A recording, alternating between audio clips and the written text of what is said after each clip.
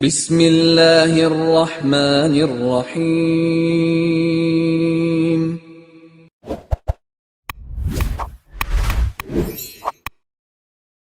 السلام علیکم ورحمۃ اللہ وبرکاتہ۔ الحمد للہ حمدا کثیرا طیبا مبارکا فیہ، والصلاة والسلام علی سید المرسلین محمد وآلہ وصحبہ اجمعین، اما بعد۔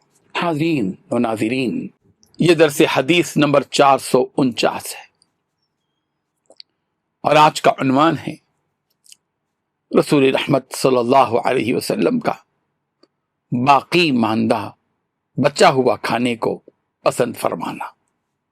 رسول رحمت صلی اللہ علیہ وسلم کی بعض سنتیں ہمت نہیں ہوتی کہ اس کو بیان کیا جائے، عجیب کیفیت سے دوچار ہونا پڑتا ہے ان احادیث کو بیان کرتے ہوئے۔ روایت سماعت فرمائیے، دیکھیے سرکار دو عالم صلی اللہ علیہ وسلم کی سادگی کو، عاجزی اور انکساری کو۔ اللہ اکبر۔ بسم اللہ الرحمن الرحیم۔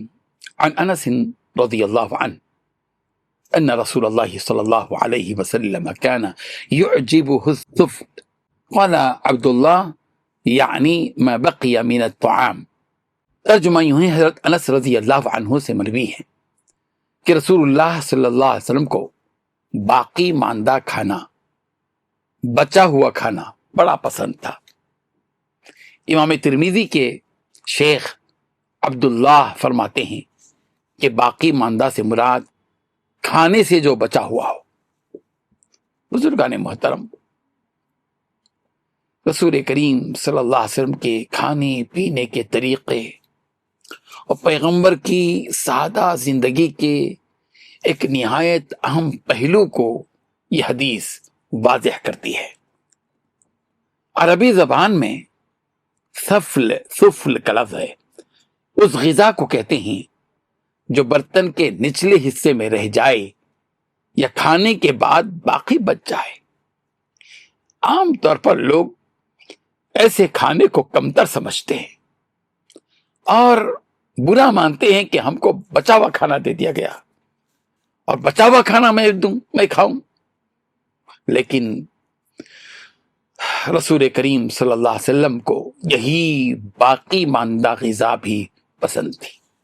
آپ صلی اللہ علیہ وسلم دنیا کے سب سے بڑے رہنما تھے، اللہ تعالیٰ کے محبوب، خلیل، حبیب، سب کچھ تھے، خاتم النبیین تھے، سید المرسلین تھے، لیکن آپ کی زندگی تکلف سے، نمود و نمائش سے، عیش و عشرت سے بالکل خالی تھی۔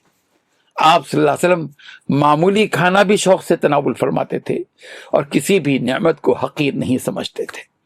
اس حدیث سے نبی کریم صلی اللہ علیہ وسلم کی سادگی، قناعت اور اسراف سے بچنے کا روشن پہلو سامنے آتا ہے۔